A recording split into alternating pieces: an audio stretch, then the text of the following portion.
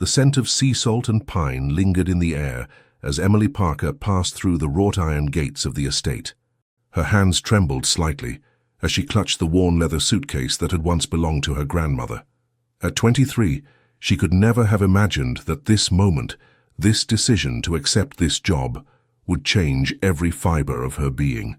Sometimes the greatest upheavals in our lives begin with a simple step into the unknown, she thought, as she contemplated the majestic residence that stood before her. The estate revealed itself like a sleeping giant, with its white-clappered walls and slate-grey roof, reflecting the overcast autumn sky of coastal Massachusetts. Golden maple leaves formed a crackling carpet beneath her nervous feet as she advanced, hypnotized by the austere beauty of the place. Emily adjusted the rebellious strand of chestnut hair that danced before her green eyes.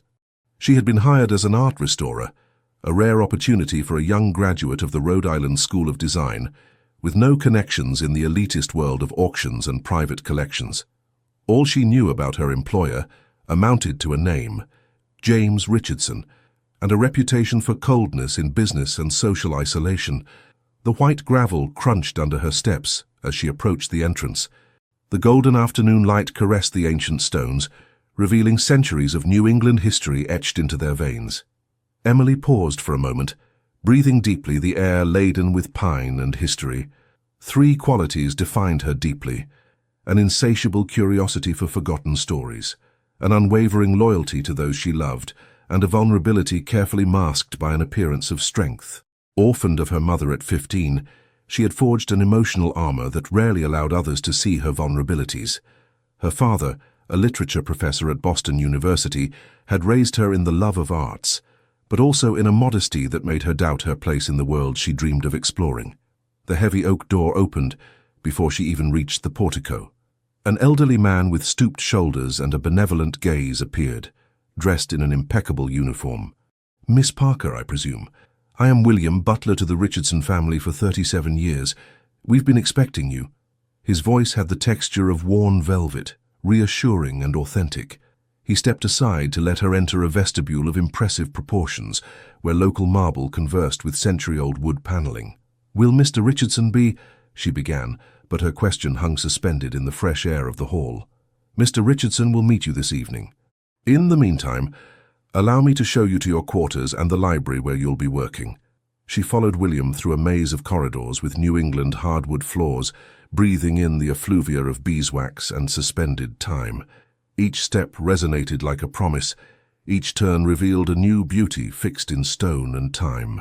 What she didn't know then was that the owner, James Richardson, a 42-year-old man with storm-colored eyes, was already observing her from his study window, feeling for the first time in 5 long years something awakening in his dormant heart. The twilight enveloped the estate in a purple and gold mantle as Emily organized her materials in the library. Her fingers reverently caressed the ancient bindings that lined the walls. The smell of books and linseed oil mingled in this space that seemed preserved from another century. The library was a work of art in itself, a coffered ceiling adorned with floral motifs, massive oak shelves rising to the sky, and arched windows that promised to flood the room with natural light in the morning.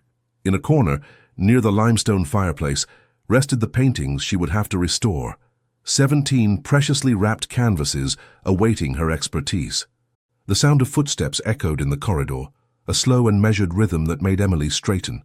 Without knowing why, she held her breath. The door opened silently. James Richardson appeared, bringing with him the aroma of American tobacco and something indefinable, perhaps loneliness. He was tall, with broad shoulders under his impeccable white shirt and charcoal vest. His black hair, streaked with gray, framed a face with features chiseled by years and experience. But it was his eyes that captivated Emily. Gray like Atlantic storms, they carried the weight of someone who has lived too much without really living. "Miss Parker," he said in a deep voice that seemed to emerge from the depths of his being. His slight New England accent softened his words. "Mr. Richardson," she replied, inclining her head slightly, suddenly aware of the simplicity of her navy blue dress against this man's natural elegance. He approached the painting she was examining, an authentic Monet representing a garden bathed in New England light. "Did you have a good journey from Boston?" he asked, his eyes never leaving the canvas. Yes, thank you. The landscape was magnificent. New England has that effect on people. It seems ordinary at first glance, then reveals its depth to those who take the time to truly look. These words held a personal resonance that made Emily shiver. The silence that followed wasn't uncomfortable, but charged with an indefinable energy. "You're mine now," he murmured finally, his eyes meeting hers.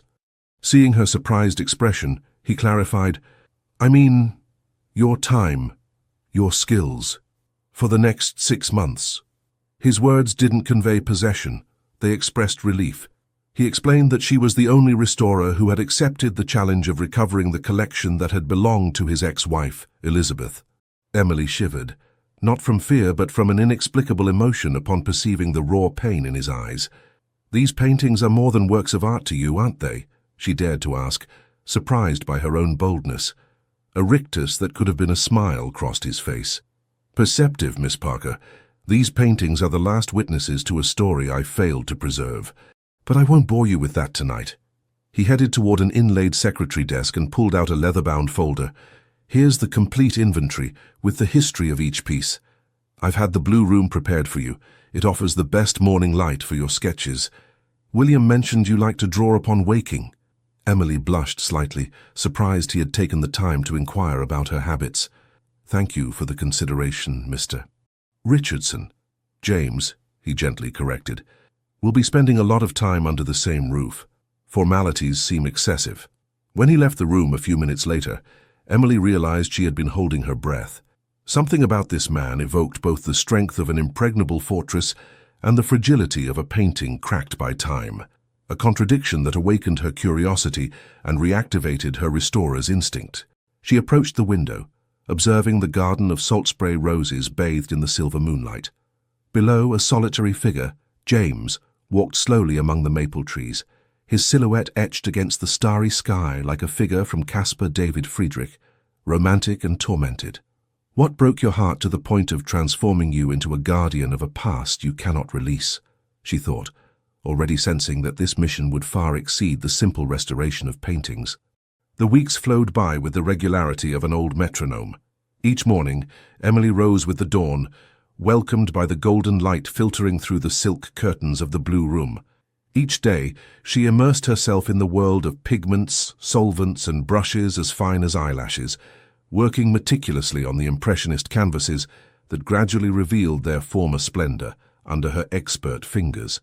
James began to appear every afternoon at 5 o'clock, as if summoned by an invisible clock to the library. He always brought coffee served in Lenox porcelain on a silver tray, sometimes accompanied by freshly baked shortbread cookies or cranberry scones, still warm from the oven. These visits became an anticipated ritual, a parenthesis in time when the estate seemed to breathe differently. James would settle into the leather armchair by the window, watching Emily work, and gradually he began to talk. "This Renoir you're restoring," he said one day, "was the first painting Elizabeth and I bought together.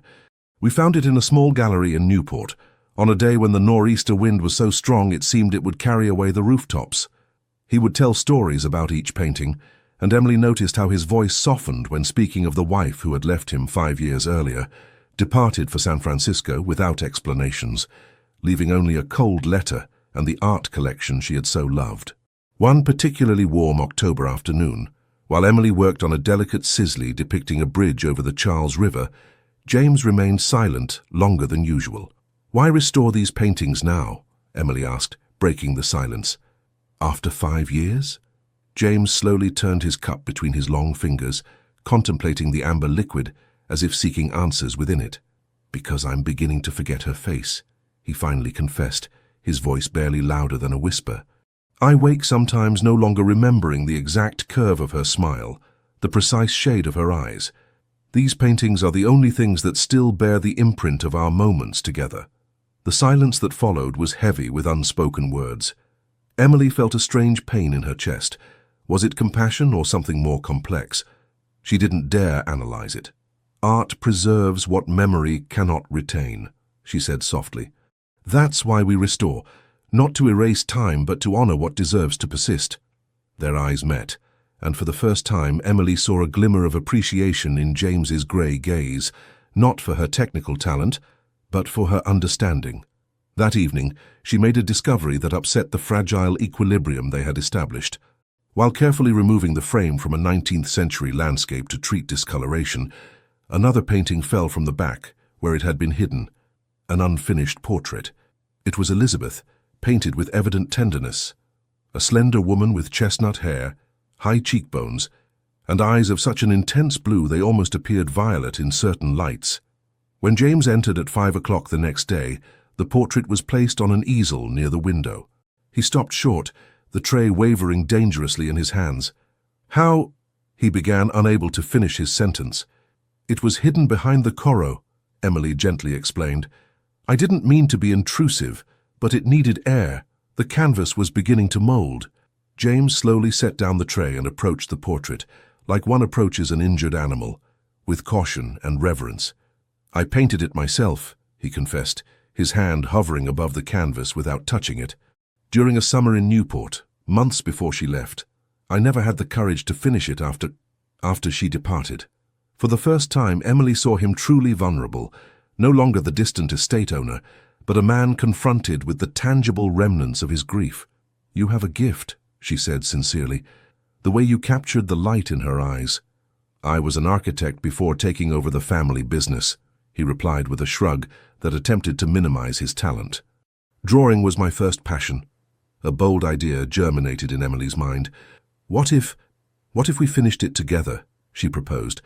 "I could show you some techniques, and you could, perhaps, find a form of closure." James looked at her for a long time, his face unreadable. Then, against all expectations, a slight smile softened his features. "You're dangerous, Miss Parker," he said, in a voice that mixed amusement and melancholy. "You make me want to believe that certain wounds can heal." That night from her room, Emily heard for the first time a melody on the piano rising from the west wing of the estate, the melancholy notes of Chopin dancing in the darkness, as if the house itself was beginning to awaken from a long sleep. The estate had found its rhythm, mornings devoted to methodical restoration, afternoons punctuated by the ritual of coffee and increasingly personal conversations, and now evenings when James and Emily worked together on Elizabeth's portrait. These moments of shared creation had established between them a new complicity, fragile as a silk thread, but just as resilient. November arrived with its morning mists and changing skies. On a particularly cold morning, as Emily studied a crack in a dagger, the sound of a luxury automobile on the entrance gravel broke the quietude of the estate. Voices rose in the hall, a woman speaking English with a pronounced Manhattan accent, and William responding with a deference tinged with reluctance. The library door opened abruptly to reveal a woman in her 40s, tall and thin, dressed in a Ralph Lauren black suit and pearls that seemed to capture all the light in the room. Her elegance was as intimidating as the scrutinizing gaze she placed on Emily. "Ah, here's the famous restorer," she said, each syllable chiseled by years of education in the finest American institutions. "I'm Charlotte Richardson Wells, James's sister." Emily rose, aware of her blouse stained with pigments and her hair tied negligently. "Pleased to meet you, Mrs. Wells. Emily Parker." Yes. William tells me you've been living here for... how long?" 2 months?" Charlotte surveyed the room, noting the signs of Emily's prolonged presence. Sketches pinned to the wall, the shawl thrown over the back of the armchair, art books opened on various surfaces. "I'm housed here to facilitate my work on the collection," Emily explained, feeling the need to justify herself despite herself. Charlotte approached the easel where Elizabeth's portrait rested, now half finished. Her perfectly drawn eyebrows arched slightly. "Interesting.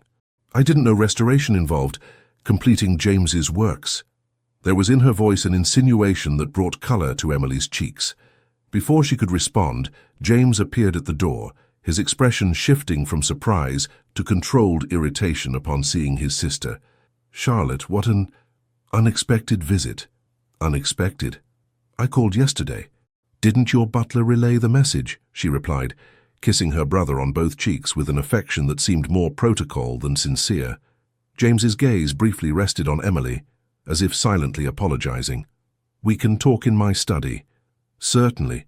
But I thought we might have lunch together, all 3 of us," Charlotte insisted with a smile that didn't reach her eyes. "I wish to become better acquainted with Miss Parker. Lunch was served on the terrace overlooking vineyards and maples. Despite the grey sky, the view was breathtaking. Orderly rows of grapevines descending toward the valley, framed by the violet silhouettes of the distant Massachusetts hills. William had prepared an elegant meal: butternut squash soup, grilled sea bass with local herbs, and lemon meringue pie. The conversation remained superficial: art, weather, Boston, until Emily was sent to fetch a book from the library. Returning, she heard her name spoken by Charlotte, in a sentence laden with condescension. This Emily, though charming, remains a young woman from the streets of Boston. My brother is vulnerable, my dear. Don't delude yourself about your place here. Emily froze in the corridor, her heart beating painfully against her ribs. She was about to turn back when James's response stopped her in her tracks. She's the first person in 5 years to see beyond the landed gentleman or the pathetic widower, he said in a voice so low that Emily had to strain to hear. She sees the man I was before I lost myself. Don't underestimate her because her name doesn't appear in the social register, Charlotte. Emily deliberately made noise as she resumed walking, entering the terrace as if she had heard nothing. But as she set the book between them, her eyes met James's, and a silent understanding passed between them. That evening, after Charlotte's departure, Emily found James in the garden, watching the stars beginning to appear in the sky, cleared by the northeasterly wind. "I owe you an apology for my sister," he said without preamble. "She believes she's protecting me." "From what exactly?" asked Emily, wrapping herself more tightly in her shawl. James remained silent a moment, then turned to her. The twilight light softened his features, revealing the younger man he had once been. "From change, I suppose. From anything that might upset the precarious equilibrium I've established." He hesitated. "From you, perhaps." Emily felt her heart accelerate but maintained a calm expression. "I'm just a restorer, James. I repair what's broken. I don't break what's intact." A fleeting smile crossed his face. "Are you sure about that, Emily Parker? Because since your arrival, walls I thought unshakable have begun to show cracks." There was no accusation in his voice, rather a sort of uneasy wonder. Before she could respond, he added, "But perhaps some structures need to be shaken to be rebuilt stronger."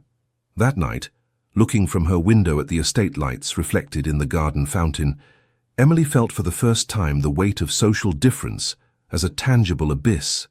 She was tempted to call her father in Boston, ready to abandon this mission that was becoming dangerously personal. But on her desk, Elizabeth's portrait looked at her with its half-finished eyes, a silent reminder that there was something unfinished here that deserved completion, whatever the cost. December transformed the estate into a living painting. The white stones sprinkled with frost in the morning, fires crackling in the fireplaces, discreet garlands that William had arranged with an elegance that respected the silent mourning of the place. Emily had completed the restoration of 7 paintings, each now hanging in different rooms of the estate, progressively bringing life back to spaces long abandoned to silence. Elizabeth's portrait was advancing slowly. James now worked on it alone some evenings, as if this process had become a form of private dialogue with the past. Emily respected this newfound intimacy, understanding that certain healings require solitude.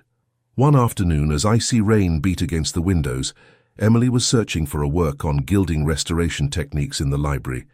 While leafing through an ancient copy of The Scarlet Letter by Hawthorne, something slipped from between the pages, a yellowed letter, written in a fine and elegant hand.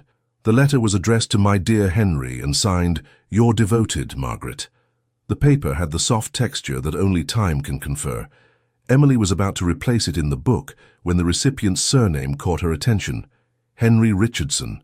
Heart pounding, she examined the date, 1938. The sender was Margaret Parker. With trembling hands she read the letter, a correspondence between her grandmother and James's grandfather, evoking their friendship in Boston before the war separated them. The tone was one of deep but respectful affection, speaking of walks along the Charles River and discussions about art and literature. "My dear Henry, may you find in your new home in New England the peace that Boston can no longer offer you. I shall keep our conversations as treasures in the dark days ahead." The letter concluded with a promise to meet again when the clouds have left our sky. A promise never kept, realized Emily, as she thought of the family history her father had told her, where her grandmother had to flee westward during the war. When James entered for their 5 o'clock ritual, he found Emily sitting motionless, the letter placed before her, her eyes bright with contained emotions. "Emily? What's happening?" he asked, alarmed by her expression. Silently, she handed him the letter. He read it slowly, his face moving from curiosity to astonishment. "Margaret Parker, your grandmother," he murmured finally. Emily nodded. "And Henry was my grandfather, yes." James sat heavily, contemplating the yellowed paper with reverence. He sometimes spoke of a friend from Boston, a brilliant woman who understood art like no one else. He said she disappeared during the war. He tried to find her afterward, but without success. An invisible thread connecting their family histories now floated between them, bringing a sense of destiny that neither could ignore. "It seems our families were destined to cross paths," Emily said softly. James looked at her for a long time, a new understanding in his eyes. Perhaps certain connections are too strong to be erased, even by time or circumstances.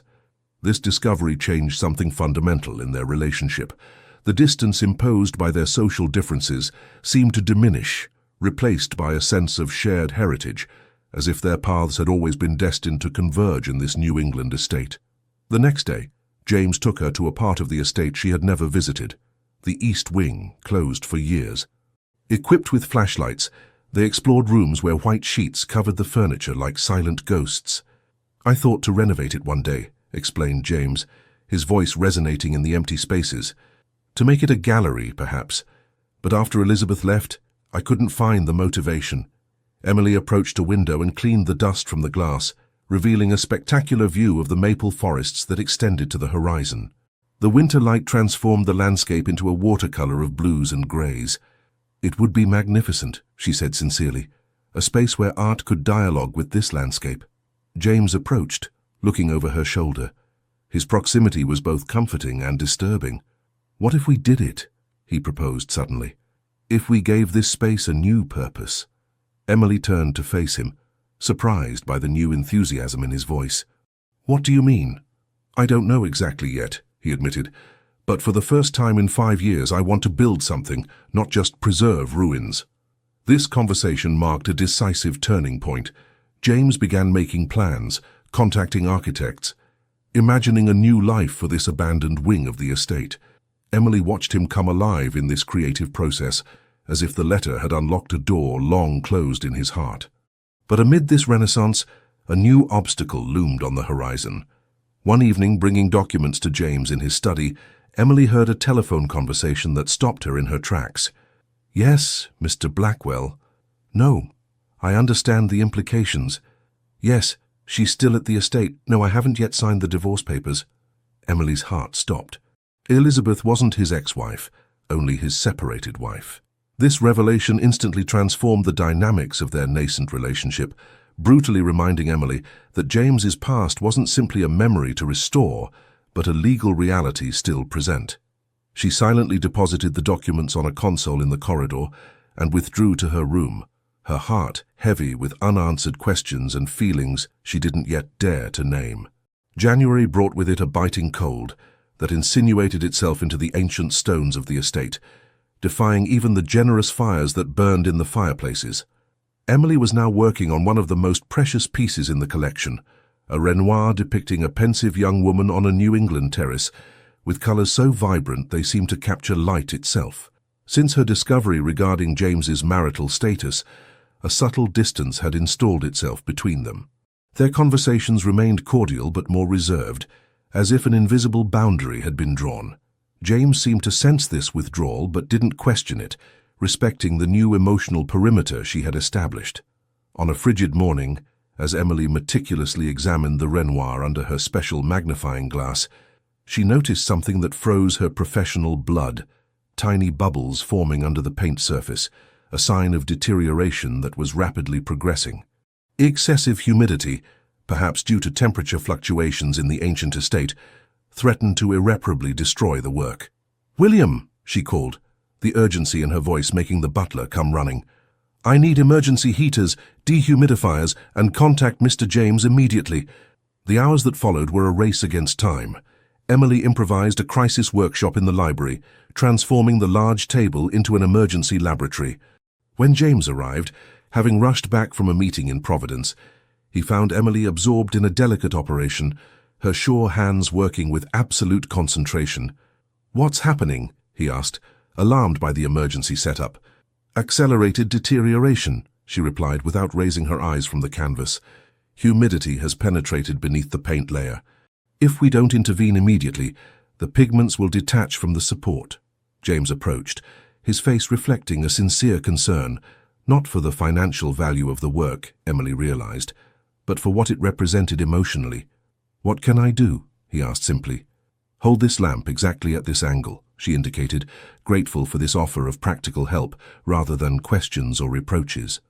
They worked side by side for hours, James following each instruction with a precision that revealed his past as an architect.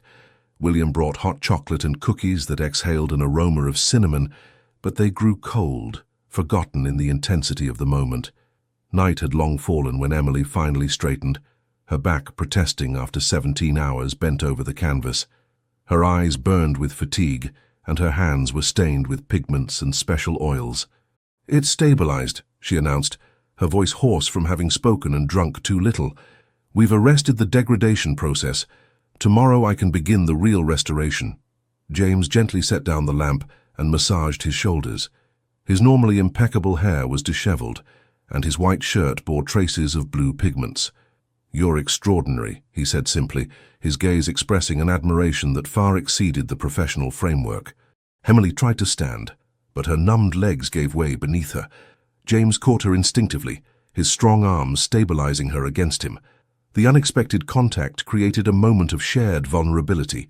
They were suddenly very close, their faces just inches apart, their breaths mingling in the cool night air. "Your hair," she murmured with a small nervous laugh trying to dissipate the tension, "looks like a nest of New England seagulls." James looked at her, surprised, then burst into spontaneous laughter that illuminated his face in a way she had never seen before. It was a rusty sound, like a long-closed door finally opening. The first real laugh he had expressed in 5 years, she realized. This moment of shared lightness in stress and exhaustion created between them a new intimacy, different from that which had developed through their conversations about art and the past. It was a connection forged in common action, in mutual professional trust in the vulnerability of shared effort, Ed. Later that night, after William had insisted they eat something, they found themselves sitting on the carpet before the library fireplace, sharing a bottle of Napa Valley Cabernet and silently contemplating the saved Renoir, now secured in a controlled environment. "Why didn't you tell me that Elizabeth is still legally your wife?" Emily suddenly asked, the words escaping before she could hold them back. James froze, his glass halfway to his lips. His eyes sought hers in the dancing firelight. "You heard my conversation with the lawyer," he stated without anger, just a resignation tinged with regret. "I didn't mention it because, in my mind, in my heart, this marriage ended long ago. The papers are just a formality that I postponed because it required a form of closure I wasn't ready to face." He set down his glass and turned completely toward her. "But you're right to ask the question. I should have been more transparent." This moment of raw honesty created a new space between them, a space where difficult truths could exist without judgment, where the complexity of their respective situations was recognized rather than simplified. "I'm beginning to understand," Emily said softly, "that restoration isn't just a matter of technique or knowledge. It's also knowing when to intervene and when to let time do its work." James looked at her for a long time, as if seeing beyond the fatigue and paint stains to the very essence of who she was. "In that case," he finally replied, "I believe I myself am in the process of being restored, Miss Parker. And for the first time, I'm not certain I want the process to conclude too quickly." The February sky alternated between icy showers and luminous clearings that transformed the New England landscape into an impressionist canvas of changing lights. Emily had now restored 11 paintings, each coming back to life under her patient fingers, regaining the vibrance and depth that time had veiled. A comfortable routine had established itself between her and James, a delicate equilibrium made of professional respect and a growing intimacy that nonetheless remained within the bounds of propriety. They now shared their evening meals in the small dining room, discussing art, literature, and sometimes, with caution, their respective pasts. One afternoon, as Emily worked on a Cézanne still life, voices rose from the terrace. James and an older man, their animated conversation carried by the north wind to the half-open library window. "She explicitly asked that you read this letter only when you were ready to move forward, James," the man was saying with the authority of someone accustomed to handling important documents. "And from what William has told me, that moment may have arrived." Emily didn't want to listen, but James's next words stopped her in place. 5 years, Mr. Blackwell. 5 years during which I respected her request not to look for her, not to interfere with her new life. And now you're telling me she left another letter. A sealed letter, with very precise instructions. She made me promise to deliver it to you, only if you ever found again. How did she phrase it? Ah, yes. The joy of living. A silence settled. Then James resumed, his voice lower but still audible. "And what makes you think that moment has arrived? My dear friend, I've been coming here every 3 months for 5 years. This is the first time I've heard music in this house, seen paintings hanging rather than packed away, and heard William speak of renovation projects for the East Wing. Something has changed." Emily moved away from the window, her heart pounding, aware of having overheard a private conversation. But the implications of these words resonated within her. Had she really been the instrument of such a change in James's life? That evening he didn't come for their usual dinner. William informed Emily that the master was dining in his private apartments and apologized for his absence. She ate alone, her mind circling around the mysterious letter and what it might contain. The next morning James appeared in the library, his features drawn as if after a sleepless night. Without preamble, he handed her a sheet of paper. "I think you should read this," he said simply. The letter was written in an elegant and assured hand, that of Elizabeth Richardson, dated 5 years ago, a few days before her departure for San Francisco. "My dear James, if you are reading these words, it means something or someone has finally managed to pierce the fortress you built around your heart after my departure. I am deeply relieved. Our marriage did not fail for lack of love or respect, but because we loved different versions of each other. You, the passionate young woman I was in Boston. I, the brilliant architect you were before sacrificing your dreams for the family business. Don't make our memories a sanctuary. They deserve better than to become relics under glass. Here's what I wish for you, that you dance again to the sound of jazz under the New England stars, that you travel to the Pacific Northwest as we had planned, that you plant those English roses I love so much in the East Garden, and above all that you open your heart to the possibility of new love, without guilt or comparison. I sign these divorce papers not as an end, but as a liberation for us both, with affection and gratitude for what we shared. Elizabeth." Emily raised her eyes, moved to tears by the generosity of this woman she had never met, but whose presence had defined the contours of her life at the estate. "We became guardians of our respective pasts, unable to evolve together. I ask you now that you're beginning to rediscover a taste for life, not to cling to the past I destroyed." "She seems extraordinary," she said softly. James nodded, his expression indecipherable. "She is. That's why I loved her so much, and why I was unable to hate her despite the pain of her departure." He turned away, looking out the window toward the hills that were beginning to be covered with early precocious flowers. "I signed the divorce papers last night after 5 years of hesitation," he said finally. "They left this morning by express courier for San Francisco." Emily felt the weight of this confidence, how much this gesture represented a definitive break with the past he had so long preserved. "What finally decided you?" she dared to ask. James turned toward her, and in his grey eyes shone a new clarity, like a sky after the storm. "You," he said simply. "Your presence here reminded me that life is movement, not preservation. That art itself exists only because it evolves, is interpreted, is renewed in the eye of each observer." He took a step toward her, then stopped, still respecting the space between them. "I'm not asking anything of you, Emily. I just wanted you to understand why these last months have been transformative for me, and why I'll be eternally grateful to you, whatever direction your life takes after your mission here." These words, pronounced with a new vulnerability and a rediscovered strength, marked a turning point. It wasn't a declaration of love, not yet, But it was the recognition that a chapter was closing, perhaps allowing another to begin. The next day, Emily found a catalogue of nurseries specializing in English roses on her desk, with a simple note: "For the East Garden, your expertise would be valuable." This invitation to participate in the realization of one of Elizabeth's wishes was more eloquent than any declaration. It was James asking her to be part of his future, not just to restore his past. March arrived with the promise of spring, bringing longer days and a cerulean blue sky that made the stones of the estate almost incandescent under the New England sun. The restoration work was drawing to a close. Only 3 canvases still awaited Emily's care, including a particularly delicate one representing Giverny Gardens by Monet. One morning, as the estate gently awakened, William brought Emily an envelope bearing the emblem of the Metropolitan Museum of Art. Her hands trembled slightly as she opened it. She had applied for a position as assistant restorer at the prestigious New York Museum almost a year earlier, well before her arrival at the Richardson estate.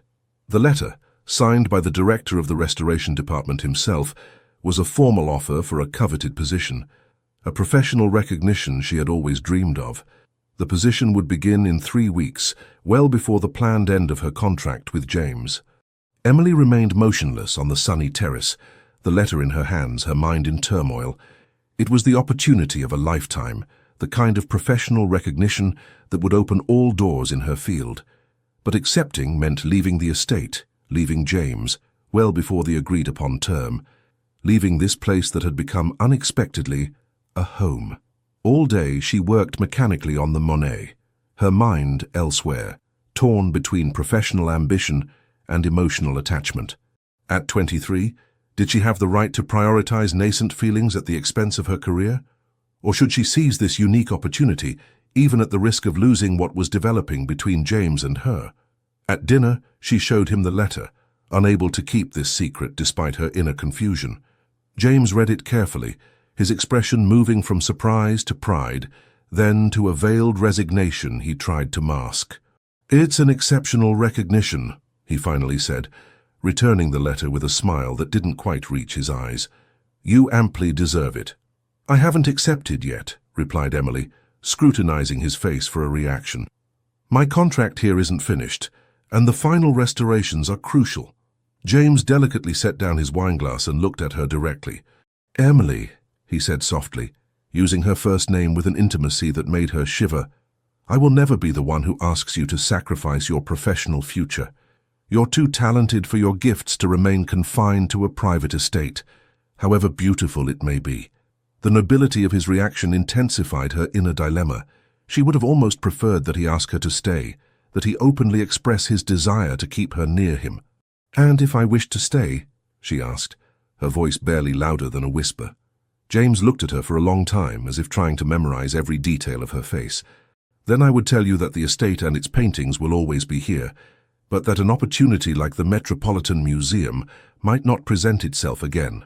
He hesitated, then added, "And I would also tell you that certain feelings, if they are true, survive distance and time." This response, generous but ambiguous, resolved nothing.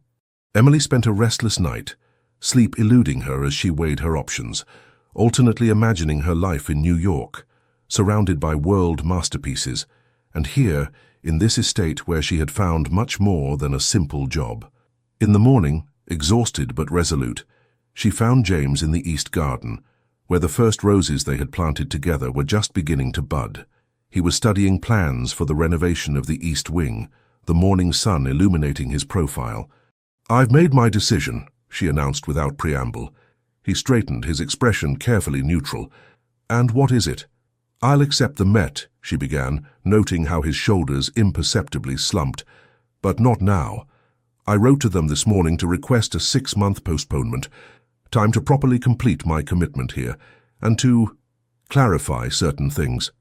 The hope that crossed James's face was fleeting but undeniable. 6 months, he repeated, as if to savor these words. "It's a wise solution, professionally responsible." Emily approached, reducing the distance between them with new courage. "It's not just a professional decision, James," she said softly.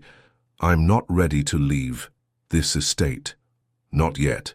They looked at each other, the unspoken floating between them like cherry blossoms that the spring wind tore from nearby trees.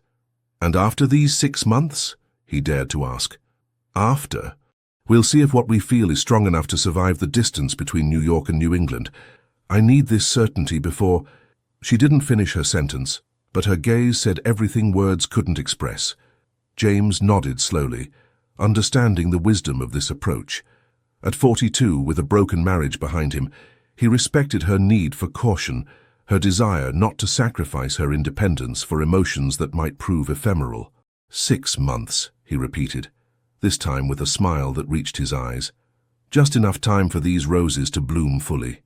The metaphor wasn't lost on Emily.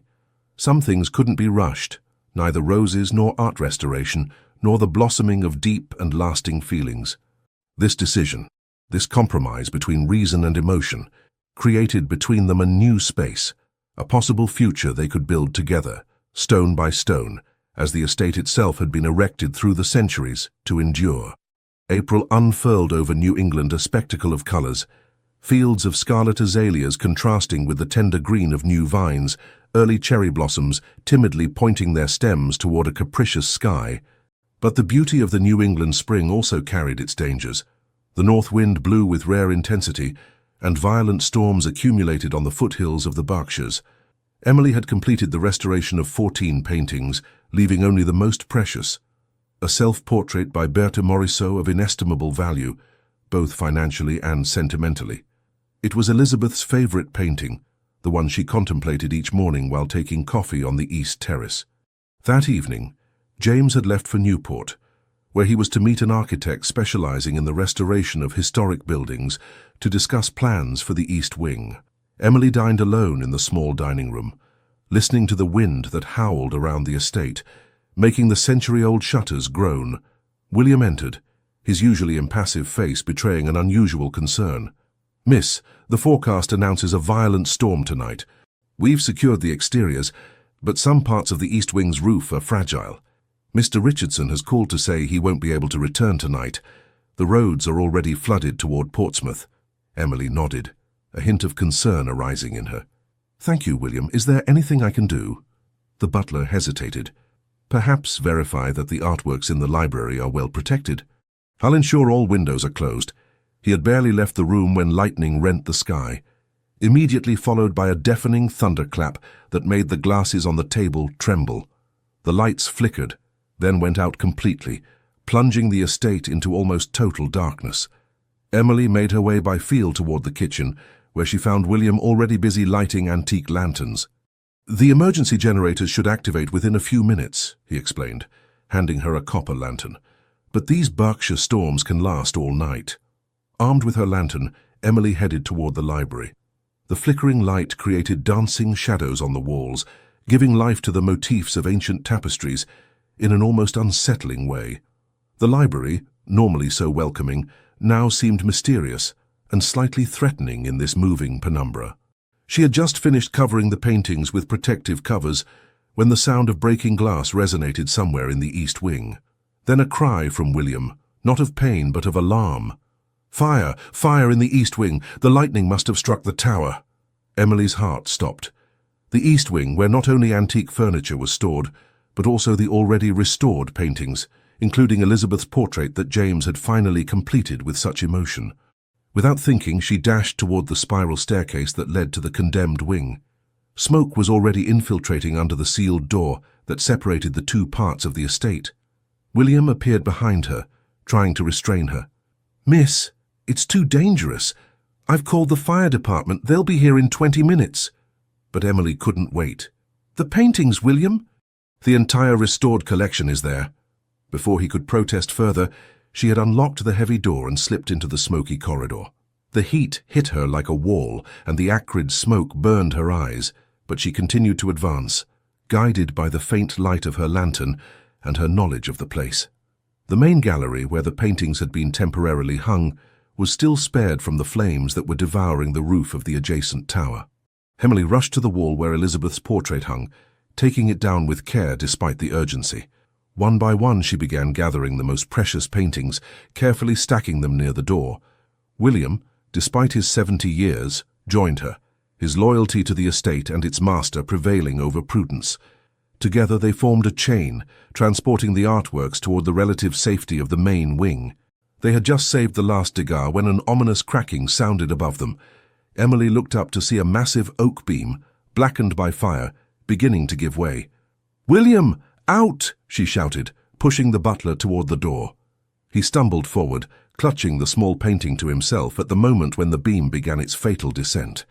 Emily knew she wouldn't have time to reach the door. In a desperate reflex, she threw herself under a massive oak table, curling up as the beam crashed to the floor in a shower of sparks and debris. The smoke was now so dense she could barely breathe. The heat was becoming unbearable, and Emily's consciousness was beginning to fade when she heard a voice, impossible but undeniable, that of James, calling her name with palpable terror. A figure materialized through the curtain of smoke. James, his face blackened, his clothes soaked from the torrential rain that was now falling through the collapsed roof. "Emily!" he shouted, searching frantically in the smoke-filled room. "Here," she managed to articulate, her voice barely audible. He found her, half-conscious under the table, and without hesitation lifted her into his arms. At the same moment, a new section of the roof gave way, sending a cascade of rainwater and flaming debris into the room. With a strength born of desperation, James protected Emily with his own body, holding her against him as he made his way toward the exit, each step an act of will against the heat and exhaustion. They finally emerged into the main courtyard, where the first lights of the fire trucks appeared at the end of the Cypress Avenue. The rain fell in torrents, washing the soot from their faces as they collapsed onto the ancient cobblestones, panting and covered in ash, but alive. James still held Emily against him, as if afraid she would disappear if he let her go. His body trembled, not from cold despite the icy rain, but from a raw and primordial emotion. "Why?" he murmured, his voice broken by smoke and emotion. "Why did you risk your life for paintings?" Emily raised her eyes to him, seeing in his gaze a terror that had nothing to do with the fire now raging behind them. "Because they're important to you," she replied simply. "Because they're your history." James closed his eyes, holding Emily even more tightly. When he reopened them, they shone with an emotion that transcended fear and relief. "The paintings can burn," he said, each word laden with a fundamental truth he had just realized. "Memories can fade, but you have become irreplaceable, Emily Parker." Under the beating rain, with the estate in flames behind them and the fire truck's sirens in the background, something fundamental had changed. James had finally understood that preserving the past made sense only if there was a future to build. "How did you get back?" asked Emily, suddenly realizing the impossibility of his presence. "The roads were cut off. I abandoned the car 10 miles from here and continued on foot," he replied simply. "William called me. When he said you had entered the burning wing..." He didn't finish his sentence, but his gaze said everything. The absolute terror he had felt, the sudden certainty that nothing else mattered if she was no longer there to share it. The firefighters took over, progressively mastering the fire which, miraculously, had destroyed only part of the east wing. Wrapped in thermal blankets, Emily and James watched the flames recede under the assault of fire hoses, their hands intertwined in a gesture that seemed as natural as breathing. "I was afraid of losing the paintings," admitted Emily, her voice still hoarse from smoke. "But I realized something tonight. They're just objects, precious, irreplaceable even, but not alive," completed James, his eyes never leaving her face. "Not like you. In this night of destruction, something new had been created, a certainty that didn't exist before, a commitment that transcended the doubts and hesitations of recent months. The fire had burned more than ancient beams. It had consumed the last barriers between them. The days following the fire were a whirlwind of activity. Insurance experts, workers, architects, and emergency restorers succeeded each other at the estate, assessing the damage and securing the structure. Miraculously, thanks to Emily and William's quick intervention, most of the paintings had been saved, though some had suffered minor damage from smoke and water. James had taken charge with new energy, coordinating the reconstruction efforts, making quick but thoughtful decisions, as if the fire had awakened long-dormant capabilities in him. But each evening, exhausted, he rejoined Emily in the library, which had become their common refuge, and there he dropped the mask of the efficient estate owner to become simply a man confronting his emotions. A week after the fire, As the April sky adorned itself with a spectacular sunset, Emily found James on the west terrace, contemplating the scaffolding that now surrounded the damaged wing. "The architects say the main structure is intact," he said without turning, sensing her presence. "We'll be able to rebuild. Better even." Emily approached, leaning on the balustrade beside him. The air still smelled slightly of smoke, but also of jasmine that was beginning to bloom along the walls. "It's strange," she said softly, "how destruction can sometimes be a new beginning." James turned his face toward her, studying her profile in the golden evening light. The small scratches on her cheek, vestiges of their flight through the flaming debris, were beginning to fade. "I have something to show you," he said, with an unusual nervousness in his voice, "if you feel strong enough for a short walk." They descended together toward the vineyard, following a path bordered by maples that Emily had never taken before. After about 10 minutes, they arrived at a small clearing surrounded by century-old oaks. At the center stood a simple but elegant structure, a pavilion in white stone with columns reminiscent of Greek temples, visibly ancient but well preserved. "This was my grandfather's meditation pavilion," explained James. "I hadn't returned here since Elizabeth left." He produced an ancient key and opened the carved wooden door. The interior was a circular room, bathed in the sunset light through strategically oriented windows.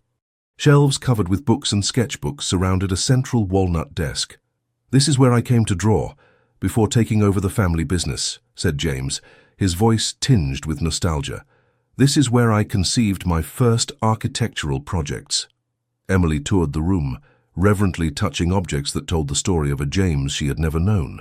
The young man passionate about art and architecture before family responsibilities and expectations reshaped his life. "Why show me this place now?" she asked softly. James approached the desk and pulled out a folder which he handed to her. "Because I've made a decision, and you deserve to fully understand it." Emily opened the folder to discover medical documents, examination results, prescriptions, doctor's letters. They concerned James and mentioned a familial hypertrophic cardiomyopathy, an inherited heart condition. "You're ill?" she asked, a sudden fear clutching her throat. "Not seriously," he immediately reassured her. "It's a condition I share with several members of the Richardson family. It requires regular monitoring and certain precautions, but with modern treatments, it doesn't significantly affect life expectancy." "Why did you never tell me?" James sat on the edge of the desk, his eyes seeking hers with a new vulnerability. "Because it was this condition that precipitated Elizabeth's departure," he finally admitted. "Not directly. She wasn't that cruel. But the diagnosis came shortly after our marriage, and it changed something in her. The possibility that I might fall ill, that our future together might be less certain. She began to detach herself, to build a life that could continue without me." He paused, searching for words. "I suppose I was afraid. Afraid that if you knew, you would stay out of pity. Or worse, that you would leave too, preferring not to attach yourself to someone carrying this uncertainty." Emily approached him, gently placing her hand on his. "James," she said softly, "we all carry uncertainties. Life itself is uncertain. The fire reminded us of that. It's not the guarantee of a cloudless future that gives value to the present." She took his face in her hands, a gesture of intimacy she wouldn't have dared a few weeks earlier. "I didn't stay for the estate, nor for the money, nor for someone else's memories. I stayed because you taught me that real strength is allowing oneself to be vulnerable with someone." The use of the familiar "you" for the first time created a new closeness between them, as if the last veil of formality had just fallen. James's eyes lit up with an emotion that transcended gratitude or relief. It was the recognition of something precious and rare. "There's something else," he said, turning toward an ancient cabinet from which he extracted an inlaid wooden box.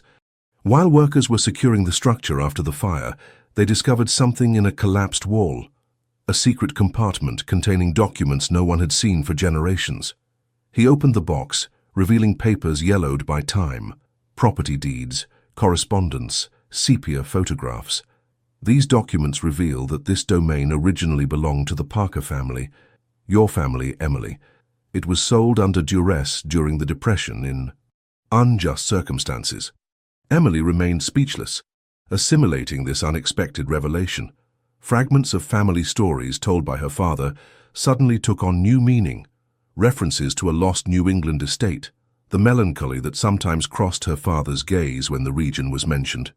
"Legally and morally, part of this estate is rightfully yours," continued James. "I've asked my lawyers to prepare documents for a partial transfer of property." "No," Emily responded firmly, surprising James. "I want nothing out of obligation or historical guilt. This estate is yours, James. What your family has made of it, how they've preserved and loved it for generations, that matters more than a legal document from 80 years ago." She took the papers and gently placed them back in the box. "If we're to share something one day, let it be by mutual choice, not because of a debt from the past." James looked at her for a long time, a new admiration in his eyes.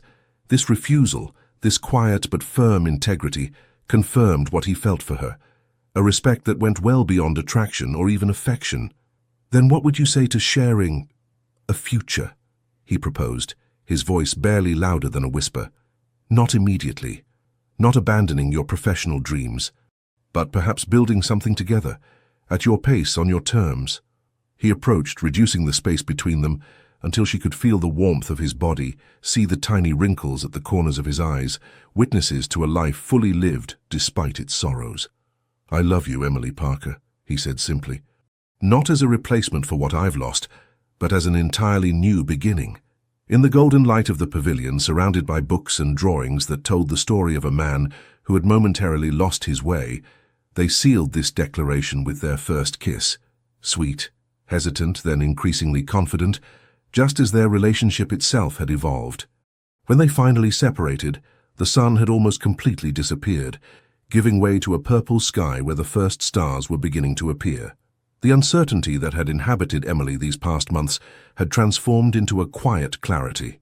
She now knew what she wanted, and it wasn't a choice between career and love, between New York and New England, but a life where these elements could coexist and mutually enrich each other. May covered New England with a carpet of wildflowers, scarlet trilliums, white daisies, and blue cornflowers forming an impressionist palette in the fields around the estate. The reconstruction works were advancing rapidly, and a bold plan was taking shape. The East Wing, once private and closed, would become a space open to the public, a cultural center dedicated to art and restoration. But May also meant separation. The internship at the Metropolitan Museum that Emily had negotiated would begin on the 1st of June, and while the distance between her and James was no longer emotional, it was about to become geographical for 6 months.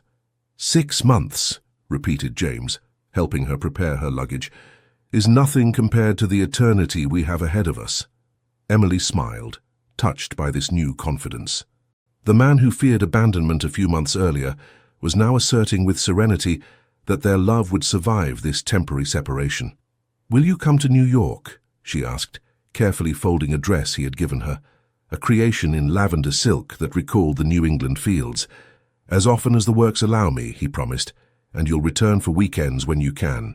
The train makes Boston, New York in less than 4 hours, a reasonable journey for love, don't you think?"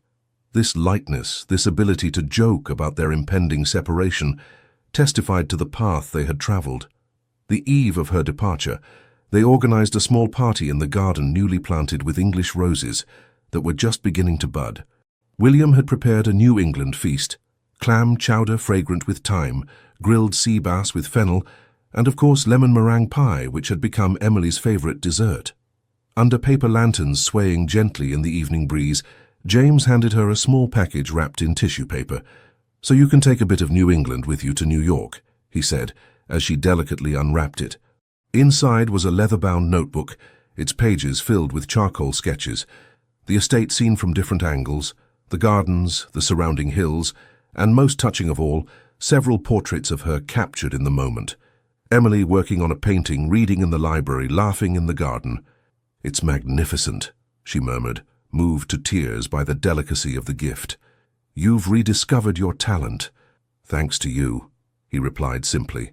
"You've restored me, Emily, more completely than any work of art." The first morning in New York was strange, waking up in the small apartment the Metropolitan Museum had placed at her disposal, with the sound of traffic replacing the song of New England birds, the smell of coffee shops and bakeries rather than jasmine and pine. The city that had been her home during her student years now seemed foreign, as if her heart had definitively migrated to the countryside. The work at the Met was everything she had professionally hoped for: stimulating, prestigious, surrounded by the world's greatest masterpieces.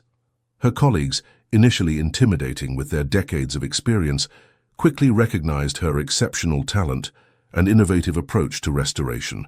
But it was the evenings that gave rhythm to her new life, those hours when, after work, she returned to her apartment and invariably found a letter from James. Against all expectations, this man from the previous generation had chosen the most traditional form of communication: handwritten letters, sometimes accompanied by sketches or small New England souvenirs, a dried maple leaf, a sprig of pine, a rose petal pressed between two sheets. Emily responded with the same constancy, her letters faintly smelling of the fixative she used for her own sketches of New York corners she was rediscovering with new eyes. Through these epistolary exchanges, they deepened their mutual knowledge in a way that physical proximity had not always allowed, the distance creating a space for reflection and expression that paradoxically enriched their relationship. "I realize, walking through these New York streets where I studied, how much I've changed," she wrote in one of her letters. "It's as if the New England light had altered my vision, allowing me to see nuances and depths I had never noticed before." Is this what love is? This capacity to transform our perception of the world? James responded with equal honesty. "The estate is strangely alive despite your absence, as if your presence had awakened its walls, and now they refuse to fall back into their previous slumber. I'm working on the gallery plans with an energy I haven't felt since my architecture years. It's as if you've given me back not only my present, but also my past and my future." He came to New York twice in June, then 3 times in July, brief but intense visits where they explored the city together, James discovering New York through Emily's eyes, and she rediscovering her university city through James's curious and architectural gaze. In early August, as New York emptied for the summer holidays, Emily received a letter different from the others, thicker, containing several photographs. These were images of the East Wing under reconstruction, but transformed in a way she hadn't anticipated. "Here's what has been occupying me since your departure," explained James. "The East Wing won't simply be restored. It will become the New England Center for Art Restoration Training, a space where young talents without resources, like you were, can learn the craft under the guidance of masters.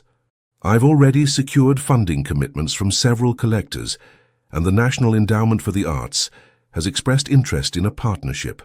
Emily contemplated the plans with wonder, recognizing in this transformation the most tangible proof of James's evolution, from guardian of a static past to creator of a living future. The financial sacrifice to transform part of his private property into public space was significant, but he had chosen purpose over fortune, something revolutionary for a man of his class. Their relationship, far from weakening with distance, seemed to strengthen, as if the physical separation allowed them to confirm that their connection transcended mere proximity.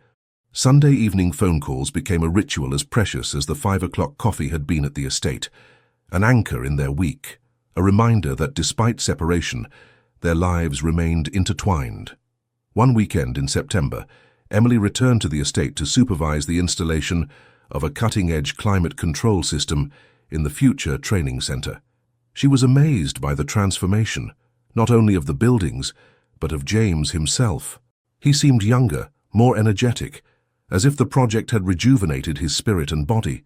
And everywhere in the restored gardens, English roses, those mentioned in Elizabeth's letter, bloomed in abundance, their fragrance enveloping the domain like a promise kept. "You planted all these roses?" she asked, moved by this gesture that honored Elizabeth's wish while creating something new and beautiful. "Each day, I planted a new one," explained James. "And I took a photo to send you, so you could follow their growth even from afar." This weekend marked a subtle turning point in their relationship. Separation, far from being a trial to endure, had become a space for mutual growth, a confirmation that their love wasn't a reaction to loneliness or proximity, but a conscious and lasting choice. Returning to New York, Emily carried with her this new certainty, as well as a bouquet of fresh roses whose fragrance permeated her small New York apartment, creating an olfactory bridge between the two worlds she now inhabited, the intellectual sophistication of New York and the sensual beauty of the New England countryside. October painted New England in amber and copper tints.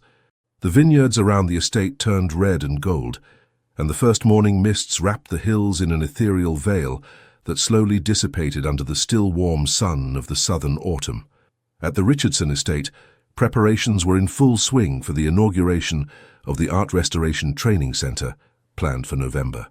Emily had obtained 2 weeks' leave from the Met to supervise the final details of the educational workshop installation. After 4 months of separation interspersed with brief visits, she returned to the estate with a mixture of excitement and serenity. This place was no longer simply a work setting or even James's domain. It had become, in a way she could never have imagined a year earlier, her home. James was waiting on the portico when the taxi dropped her off in front of the wrought iron gates. Unlike her first arrival, no nervousness inhabited her as she walked up the gravel path. There was in her stride a quiet confidence, that of a woman returning home after an absence. "Welcome home," said James, embracing her, his grey eyes reflecting a deep joy that had replaced the melancholy of former times. The estate itself seemed different, brighter, more alive. Craftsmen came and went in the East Wing, adding the finishing touches to the transformation. William, faithful to his post, but now assisted by a younger team to manage the expansion of the domain's activities, welcomed them with a discreet but warm smile. "Miss Emily," he said with evident affection, "your blue room awaits you. I've taken the liberty of placing fresh roses there." "Thank you, William," she replied with a complicit smile. "But I think we can abandon formalities now, don't you think?" The old man nodded, his eyes twinkling with silent approval for this relationship that had transformed his master and the estate he had served for so long. The days that followed were a whirlwind of activity: meetings with future instructors at the center, installation of cutting-edge equipment for the workshops, finalizing the selection of the first scholarship students who would come from all over the country to learn the delicate art of restoration.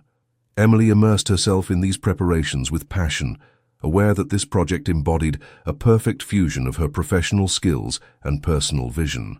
One evening, as the sun set over the golden vineyards, James took her to a part of the domain she had never explored, a small hidden valley behind the Hill of Oaks, where a stream peacefully meandered. An ancient watermill stood there, its stones patinated by centuries, its wheel motionless but intact. "I thought this place might interest you," said James, observing her reaction with particular attention. "The mill dates from the 17th century, but it hasn't been used for generations." Emily explored the building, admiring the massive oak beams and ancient mechanisms preserved by the dry New England climate. Through the small paned windows, the view of the valley was spectacular, a panorama of vineyards, maples and pines extending to the foothills of the Berkshires. "It's a magical place," she murmured, already imagining how the space could be transformed while preserving its historical character. "It could be ours," said James, his voice calm but charged with intention. "Not like the estate, which will always partly belong to history and the Richardson family, but this place could be our common creation." Emily turned toward him, understanding the underlying proposal. "You're suggesting we restore it together? As our home?" James approached, taking her hands in his. "I'm suggesting we create here a space that is neither the past nor the present, but our future. A place that honors history, but is entirely our own." The emotion that traversed Emily was complex, recognition of the beauty of the gesture, but also appreciation of the wisdom that underpinned it. James instinctively understood her need for independence, to create something that fully belonged to her, rather than simply inviting her to inhabit his pre-existing world. "I would like that very much," she replied, squeezing his hands with emotion. "A project that would truly be ours." They spent the following days sketching plans for the mill, their complementary training, she in art restoration, he in architecture, creating a creative synergy that further strengthened their connection. They imagined how the space could be transformed into a home that would respect the building's history while adapting it to their modern needs, a workshop for her, an architecture studio for him, common spaces bathed in New England light. The day before her scheduled return to New York, an unexpected visitor arrived at the estate. Charlotte, James's sister. Emily, working in the library, heard her distinctive voice in the hall and prepared for a confrontation. Their last meeting had been tense, and despite all the changes that had occurred since then, she feared Charlotte's attitude toward her hadn't evolved. But when Charlotte entered the library, her expression wasn't one of condescension or hostility, but of an almost respectful curiosity. "Miss Parker," she said, advancing with innate elegance, "my brother has informed me of your joint projects for the training center. It's remarkable." Emily rose, greeting Charlotte with cautious courtesy. "Thank you. It's a project close to both our hearts." Charlotte surveyed the room, noting the subtle but significant changes, the restored paintings now proudly displayed, the center's plans laid out on the large table, the discreet feminine touches that had humanized this once austere space. "I owe you an apology," she finally said, surprising Emily with her frankness. "I was protective toward my brother in a way that was neither necessary nor fair to you." She sat gracefully in an armchair near the fireplace, gesturing for Emily to do the same. "I feared he would remain a prisoner of the past," continued Charlotte, an unusual vulnerability in her voice, "and paradoxically it was my hostility that risked keeping him there." This unexpected confession created a new space of understanding between the two women. Charlotte then revealed something that shocked Emily. Before leaving, Elizabeth had confided to her that she wished James would find someone who would truly love him, since she had never managed to love him as he deserved. "She knew she was hurting him by leaving," explained Charlotte, "but she thought it was more cruel to stay in a marriage where she couldn't offer what he needed." This revelation gave Emily a deeper understanding of the history that had preceded her arrival at the estate. Not a simple betrayal, but a complex situation where two people had loved each other, but not in the way the other needed to be loved. "James has changed since your arrival," admitted Charlotte. "He's become again the man he was before, passionate, creative, oriented toward the future, rather than a prisoner of the past. And for that, I am grateful to you." This improbable ally then offered her help in navigating the social complexities that their relationship would face in conservative New England society. A sincere proposal that testified to her acceptance of Emily not as an intruder, but as an integral part of her brother's future life. This unexpected reconciliation brought Emily a feeling of fullness, as if the last piece of a complex puzzle had just found its place. The circle of relationships that defined her life at the estate was now complete. Each tension resolved, each resistance transformed into acceptance. The evening before her departure for New York, James organized an intimate dinner in the Rose Garden, now magnificent in its autumn splendor. Under the New England stars, and surrounded by the fragrance of the season's last roses, they shared their hopes for the coming months, the center's inauguration, the mill's work, and their future life together. 2 months, said James, raising his glass of local wine in a toast. 2 months and your internship at the Met will be over. 2 months, repeated Emily, clinking her glass against his. And our true life together can begin. In this simple promise resided a quiet certainty. The distance that would still separate them during these last weeks was no longer an obstacle to overcome, but simply a prelude to an already certain reunion. November in New York offered a striking contrast to the autumn softness of the New England countryside. Low gray sky, persistent drizzle, and that damp cold that seems to penetrate to the bone despite layers of clothing. However, Emily found a melancholy beauty in this New York season. The golden leaves of the plane trees in Central Park, the reflections of street lamps in puddles, the welcoming warmth of the cafes where she sometimes stopped after her days at the Met. Her internship was coming to a close, and a formal offer of permanent employment had arrived on her desk, a prestigious position that would have represented the fulfillment of her former professional ambitions. But the Emily who contemplated this offer was no longer quite the same as the one who had passed through the gates of the Richardson estate almost a year earlier. Her colleagues at the Met had noticed the change in her, a quiet confidence, a serenity that perfectly complemented her technical talent. The director of the restoration department himself had taken her aside one afternoon. "Your work is exceptional, Miss Parker, but what is even more remarkable is your perspective. You seem to understand that we don't simply restore objects, but testimonies of lives lived. That's rare and precious." This compliment had touched her deeply, as it precisely reflected the transformation she had experienced. This understanding that art, like life itself, wasn't something to be preserved under glass, but a living expression in constant evolution. 2 weeks from the end of her internship, while working on a delicate Turner watercolor, an unexpected phone call disrupted her day. It was William, his usually impassive voice betraying an unusual concern. "Miss Emily," he said, reflexively returning to formality in his agitation, "Mr. James has been admitted to the Boston General Hospital this morning. His heart condition, a minor complication, the doctors are sure," but Emily didn't listen further. In less than an hour, she had obtained an emergency leave, packed her bag, and was in a taxi to Penn Station, her heart pounding with a fear she had never felt before, the visceral fear of losing someone who had become the center of her universe. The train journey seemed interminable, each minute stretching her nerves like violin strings pulled too tight. She tried to reassure herself. James had explained his condition to her, had insisted that with appropriate monitoring it didn't significantly affect life expectancy. But fear doesn't listen to reason, and the 3-hour journey was among the longest of her life. At South Station she found Charlotte waiting for her, her usual elegance slightly crumpled by worry. "How is he?" Emily asked without preamble as she got into the car. "Stable," replied Charlotte, driving toward the hospital. "The doctors are talking about an arrhythmia, nothing catastrophic but serious enough to warrant hospitalization. They want to adjust his treatment."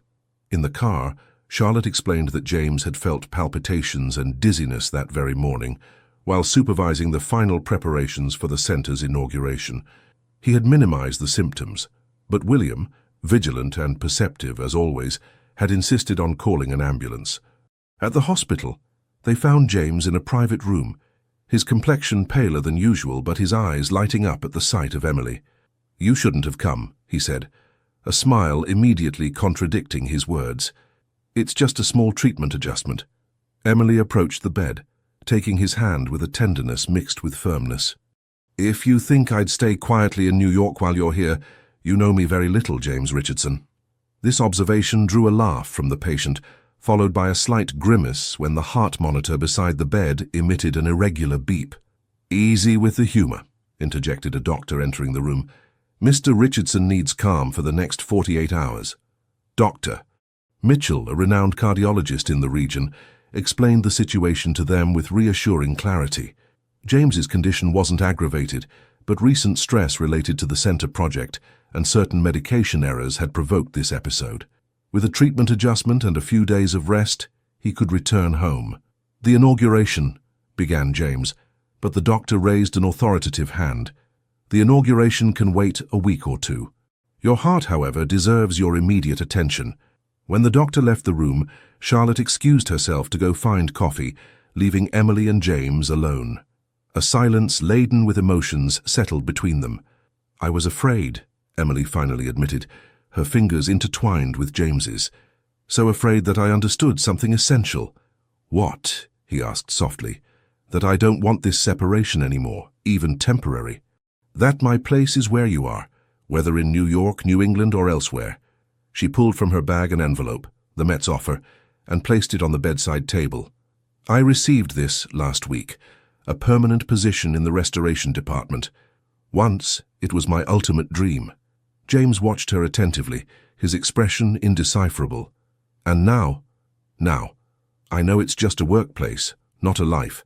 I spoke with the director this morning while waiting for my train. They're willing to transform the position into regular consultation, 3 days a month in New York. The rest of the time I could teach at the center, work on independent projects, and live with me at the mill," completed James, a smile illuminating his face despite his fatigue. "If that's still what you want." Emily leaned over, gently kissing his forehead. "That's exactly what I want, and I won't let your unpredictable heart decide when we begin this life together. As soon as you leave here, I'm staying. For good." This declaration, pronounced in the simplicity of a hospital room, rather than the romantic setting of the estate or the rose garden, carried a conviction that transcended circumstances. It was a choice made not in the emotion of a perfect moment, but in the imperfect and sometimes frightening reality of real life, a commitment all the more powerful. The following days created a new dynamic between them. Emily temporarily installed herself at the estate, coordinating the finalization of her work at the Met remotely, while managing preparations for the postponed inauguration of the center. She watched over James with an attention that was neither stifling nor worried, but simply present and attentive, respecting his independence while ensuring his well-being. A week after his hospitalization, James was sufficiently recovered to return to the estate, with strict instructions for rest. The forced convalescence, far from frustrating him as Emily had feared, seemed to offer him a new perspective, a reminder that life, like the art they both cherished, was precious precisely because it was fragile. One afternoon, as they sat on the sunny terrace, enjoying a respite in November's freshness, James handed her a small box of midnight blue velvet. "It's not what you think," he said with a smile, seeing her surprised expression. "Or at least not exactly." Inside was not a ring, but an ancient wrought-iron key attached to a lavender silk ribbon. "The key to the mill," he explained. "The work can begin next week if you wish. Our project, our place, our future." Emily took the key, moved by this symbol more significant to her than a diamond would have been. It was the promise not of possession, but of partnership, not of a traditional role, but of a common creation. "I accept it," she said simply, sliding the key into her dress pocket, with all it represents. They sealed this exchange with a kiss that contained all the history of their meeting, the initial caution, the progressive discovery, and now the absolute trust. Behind them the estate stood, a silent witness to this transformation, no longer a mausoleum of abandoned memories, but the cradle of a future neither could have imagined a year earlier. The inauguration of the New England Center for Art Restoration Training finally took place in early December, attracting regional and national press, dignitaries from the cultural world, and above all, the first scholarship students, 10 young talents from modest backgrounds selected for their exceptional potential. Emily, standing beside James as he symbolically cut the ribbon, felt a pride that surpassed anything she had experienced in her career until then. It wasn't simply a professional accomplishment, but the tangible incarnation of a shared vision, a transformation that had touched not only their personal lives, but would now radiate to others. When James took the floor to officially inaugurate the center, his words resonated with an emotion that touched all present. This place was born from a restoration, not just of walls and objects, but of possibilities and hopes. It represents our conviction that preserving the past makes sense only if we also build the future.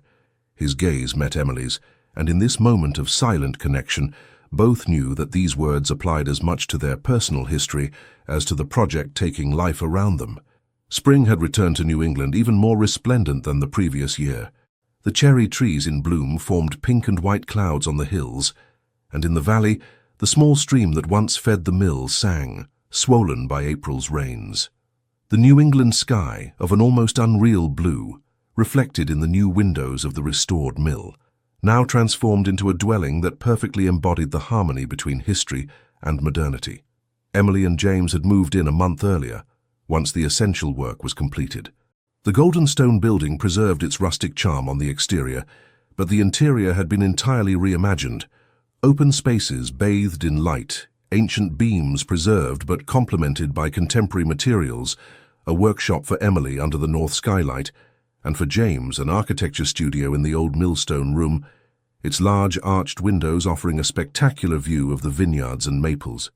This May morning, Emily stood on the terrace, a cup of coffee in hand, contemplating the garden they had created together, a carefully organized mix that nonetheless seemed natural, where English roses, lavender, and aromatic herbs coexisted in a symphony of colors and fragrances.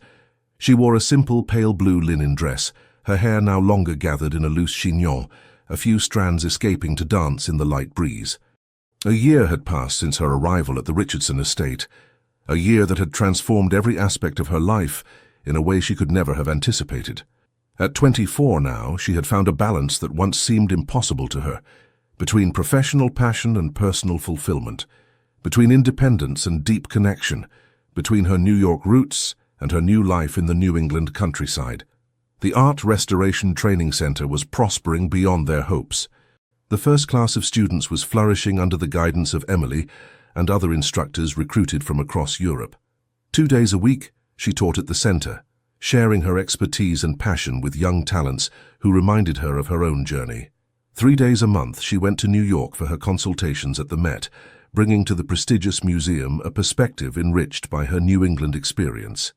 And the rest of the time, she worked on independent projects in her mill workshop, restoring works carefully selected for their artistic significance rather than their commercial value. James had surprised her with his capacity to adapt to this new life. Far from regretting the pomp or prestige of his previous existence, he seemed to flourish in this relative simplicity, rediscovering his passion for architecture while managing the family domain with a renewed vision. The Richardson estate remained their reception venue and the heart of the center's activities, but the mill had become their true home, a private space where they could simply be themselves, freed from expectations and traditions. Footsteps on the garden gravel pulled Emily from her reverie. James was approaching, holding a freshly picked bouquet of English roses, the very ones Elizabeth had mentioned in her letter and that they had planted together. "To celebrate the anniversary," he said, handing her the fragrant flowers. "1 year to the day since your arrival at the estate gates, trembling and determined." Emily accepted the bouquet, burying her face in the delicate petals to breathe in their perfume. Who would have thought that this intimidated young restorer would end up restoring much more than paintings? James smiled, that smile that always transformed his face, erasing the years of solitude and grief. At 43, he wore his hair slightly longer than before, and smile lines had replaced the furrows of worry around his eyes.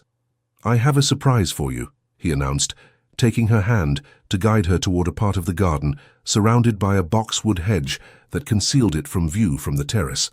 Behind this hedge was a new space he had created in secret during her trips to New York, a small enclosed garden in the Mediterranean tradition, with an ancient stone fountain at its center. On a wall sheltered from the north wind, a fresco had been painted, a reproduction of the first painting she had restored at the estate, that Monet representing a garden bathed in light. "It's magnificent," she murmured, moved by the attention to detail.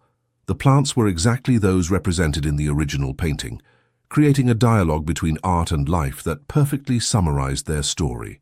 At the center of this garden, a table had been set for an intimate breakfast, fresh pastries, seasonal fruits, and 2 flutes of local rosé sparkling wine glinting in the morning light. "Isn't it a bit early for sparkling wine?" joked Emily, while sitting in the chair he held for her. "Not when we have something important to celebrate," replied James, taking his place across from her. He pulled from his pocket a small object wrapped in antique silk. Unfolding it carefully, he revealed a ring, not a traditional diamond, but an amethyst stone surrounded by tiny pearls, mounted on an aged gold band that evoked Art Nouveau. "It belonged to my grandmother," he explained. "The one who corresponded with your grandmother, Margaret. She gave it to me before her death, telling me to offer it only to a woman who would understand that true beauty comes from the history objects carry, not their market value." He paused, searching for the right words. "I'm not offering it as a traditional proposal, Emily. Our relationship has always transcended conventions. I offer it as a symbol of the cycle completing itself, our grandparents separated by history, and us reunited by it." Emily took the ring, studying it with the expert eye of the restorer she was. The stone captured light in an almost magical way, revealing depths of purple and blue that recalled the New England sky at twilight. "It's perfect," she said simply, sliding it onto her finger where it fitted as if created for her. "Like everything that has led us here." They raised their flutes in a silent toast, words becoming superfluous between them. Their story, like the works of art they cherished, needed no verbal explanations to be deeply felt and understood. Later that day, they organized a small reception at the mill, their first event in their new home. William was present, of course, as well as Charlotte and her husband. The center's students had been invited, bringing with them the vitality and enthusiasm of youth. Even Emily's father had made the journey from Boston, his gaze filled with pride and wonder at the life his daughter had built. Under the string lights suspended between the garden trees, with the setting sun gilding the ancient stones of the mill, Emily observed this improbable assembly: Manhattan aristocrats and local artisans, emeritus professors and novice students, all gathered in a harmony that would have seemed impossible a year earlier. James joined her, slipping his arm around her waist with an ease born of habit and affection. "What are you thinking about?" he asked, following her gaze to their guests who were conversing joyfully. I'm thinking that restoration isn't just a matter of preserving what has been, she replied, her fingers playing with the amethyst on her finger. It's also knowing when to allow something new to be born, when to let light in through the cracks. James smiled, recognizing in her words the echo of their common journey. Two souls broken in different ways, who had found, in their respective fragments, the possibility of a mosaic more beautiful and stronger than the original works. "Do you know what Elizabeth wrote to me in her last letter?" he asked softly. "She said that sometimes truly loving someone means freeing them to find their own path, even if that path moves away from ours. I didn't understand then, but now you understand that she offered you the freedom to find me," completed Emily. "Just as I had to free myself from my expectations to find you." They watched together as the sun disappeared behind the hills, transforming the sky into an impressionist canvas of pinks, oranges, and purples. The same sky their grandparents had contemplated decades earlier, the same that had inspired the painters whose heritage they preserved, and the same that would continue to watch over future generations, long after they would no longer be there to admire it. In the distance, the lights of the Richardson estate turned on one by one, like earthly stars guiding travelers to a haven of peace and beauty. But this evening, Emily and James didn't need this beacon. They had found their port, their anchorage in each other. "You were right that first evening," murmured Emily, turning toward James, their silhouettes etched against the fiery sky. "When you said, 'You're mine now,' but it wasn't possession," he replied, completing their common story. "It was recognition. Two souls that have finally found their home in each other. Around them, the roses perfumed the evening air, silent witnesses to a restoration that far surpassed the mere preservation of the past, the creation of a vibrant present and a future full of promises. Between the white walls of a New England mill where two different stories had finally converged to form just one, richer and more beautiful than each would have been separately.